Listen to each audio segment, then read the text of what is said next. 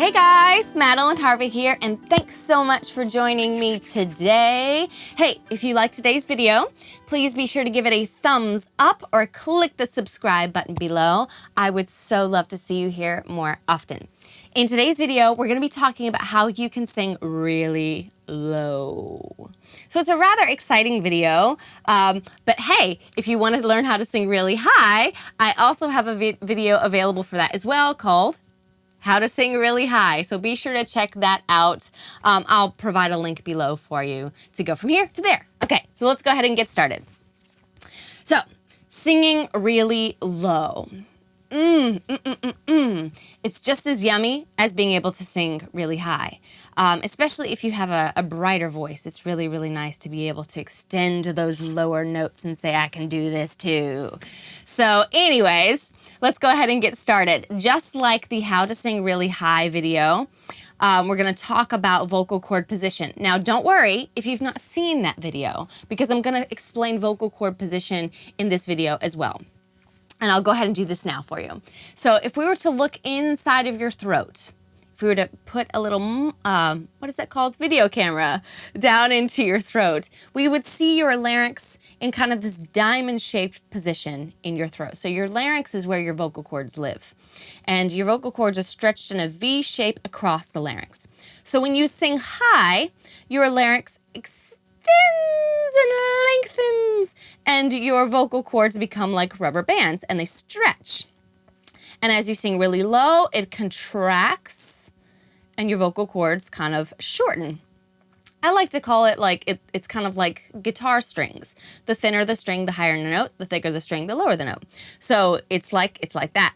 So what we want to do is when we're talking about vocal cord position is we really, really, really want to become masters of relaxation. And this is why I'm always making such a big deal about relax, relax, relax, because we get those compensating muscles out of the way. By that I mean those muscles that interfere and they create collapse and tension in the entire mechanism, and it makes singing very, very difficult. So you know, I mean, we've all done it. We've all sang in that way using these muscles to kind of help us out, but we don't need to. On the lower end of the notes, it will feel like putting pressure on the voice. So if I go, ma, now that's not pretty, but you can hear that I'm putting pressure on the voice. What that is, it's called fog, and it's when you put so much pressure on the larynx, it lowers, and the vocal cords, they burst apart, and that's why we have that kind of foggy sound. So what we want to do, again, first and foremost, is to get the vocal cords kind of contracting on the lower end freely without the use of these muscles here. These compensating muscles. So let's just go ahead and calm down.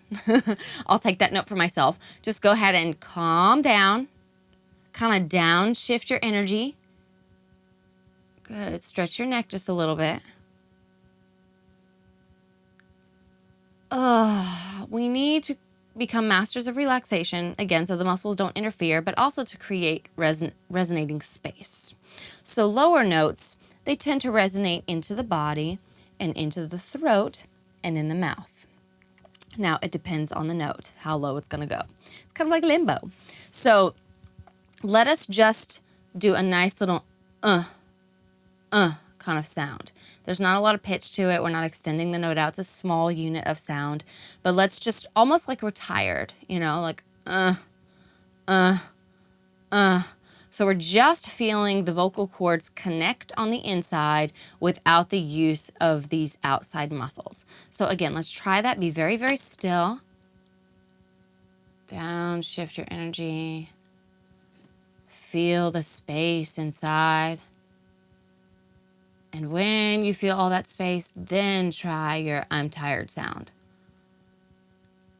And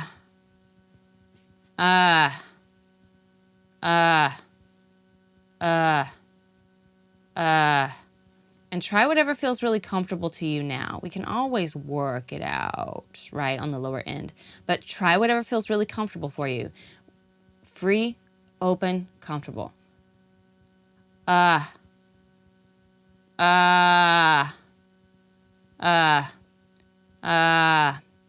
Good, good, good. And you can move around a little bit as you're doing that. Okay, cool. So that's a very effective, very, very simple little sound that you can do that kind of checks you in. That way you're not using these compensating muscles, these exterior muscles to manipulate and put pressure on the voice. It's very, very important. Okay, so promise me that you'll do that. Like if you have a song and it's a lower note, that you'll just kind of take a minute and go, not to mention the tone will open up as well, and you'll have lots of presence within your tone. So that's one sound that you can do, and I think that we'll have 3 by the end of today.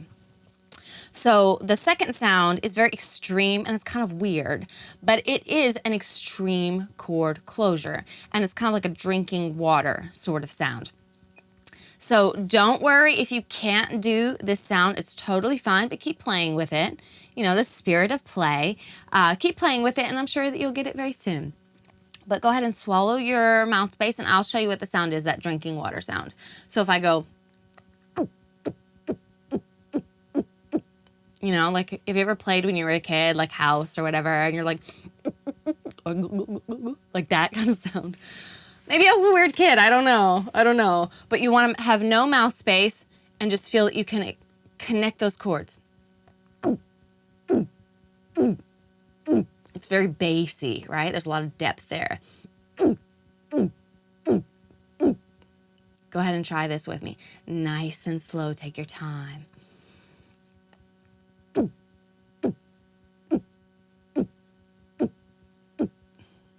Good. This is a great sound because again, notice how we're not using any exterior muscles to manipulate the sound. This is all on the inside of the larynx. Those are the interior muscles. So we're contracting the larynx like this, and we're getting a nice deep chord closure from front to back of the vocal cord. So let's try this one more time.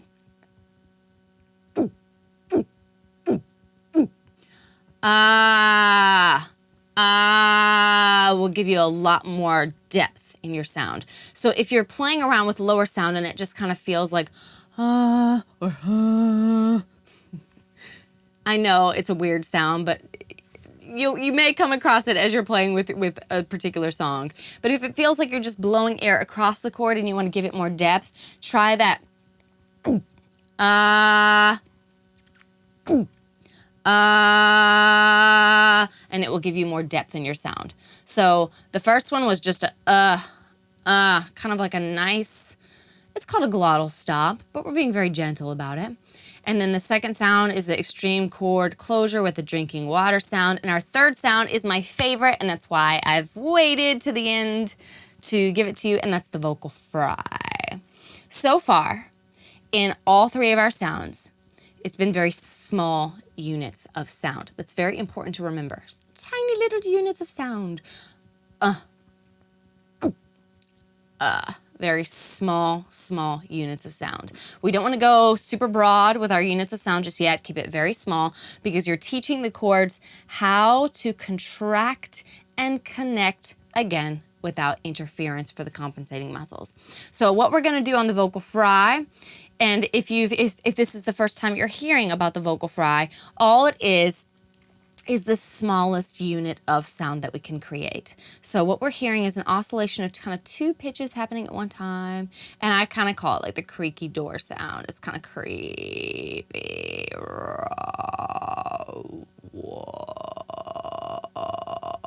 But your vocal cords are opening and closing kind of rapidly or slowly. It's all rapid, but in the grand scheme of things, it's slower than normal. And because that's what you're hearing. You're hearing the oscillation of the pitch. Anywho, what we're going to do is we're going to teach your vocal cords how to descend into the vocal fry. So when to use the vocal fry? That is a great question. I'm really glad you asked it. You slip into the vocal fry the second you feel that you may apply pressure to your voice. So if I'm here and I go, ma, did you hear me put pressure on my voice? Well, then I would slip right into the vocal fry the second that I felt that pressure. I'd go, ma.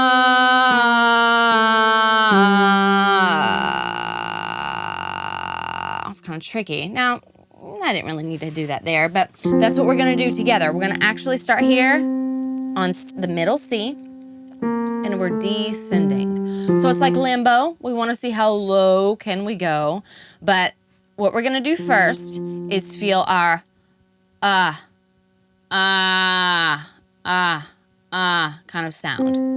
We're going to coordinate this pitch and then descend, feeling it stay nice and open, and we're gonna go quite low with it. We wanna see really how low can you go. But the second you feel pressure, you slip into that vocal fry, okay? You still get credit. You still get credit for the pitch, but you slip into that vocal fry because what you're doing is you're teaching the vocal cords how to coordinate that pitch, but in a way that's without using, again, those compensating muscles. Here we go, regular sound. Ma.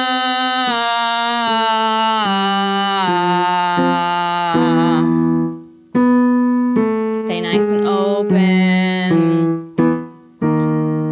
Ma.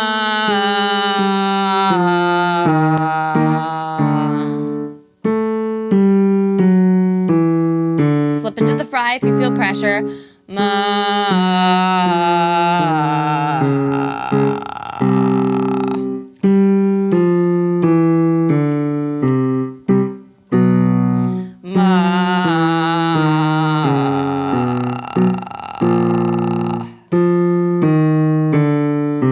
Stay as still as possible.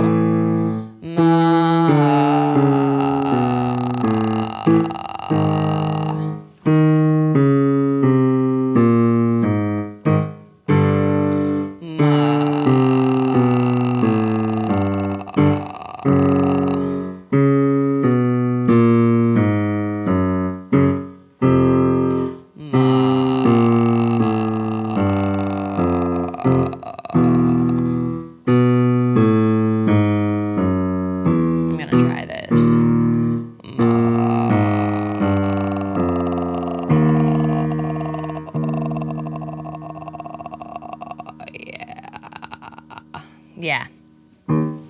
That's really low. That's really low. Well, that's what this video is called, how to sing really low. But yeah, we're vocal frying those notes again to keep pressure off the voice. Right now, it is not about getting the pitch. Not at all.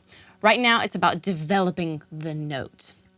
And each note has a particular vocal cord position, meaning as we are descending, each note has a particular position as it contracts lower and lower and lower and lower. So you're really just kind of getting to know that position using the vocal fry. The more you work with it, the more you'll be able to easily coordinate those pitches, and they'll be rich and they'll be full and there'll be depth to them. So let's go ahead and review really, really fast. We want to keep these muscles out of the way. That is the biggest moral of the story today. Keep these compensating muscles out of the way. Always, always working to create space. So the first sound is called a glottal stop, but make sure that as you play with it, it really comes from a sense of release. You're not going, You're not hitting it with anything. It's just a nice little,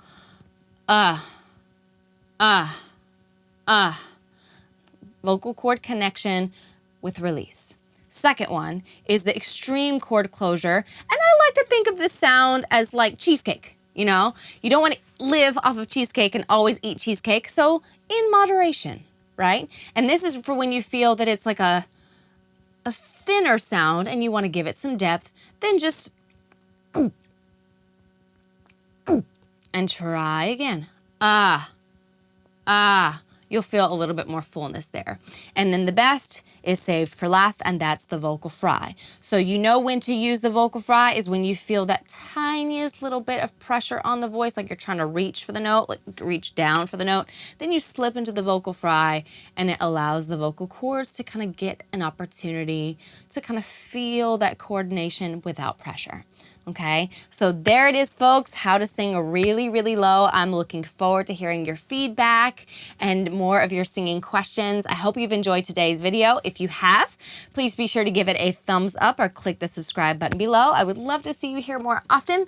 And be sure to check back often for more vocal tips and singing tricks. Thank you so much for joining me today, and I will see you next time. Bye.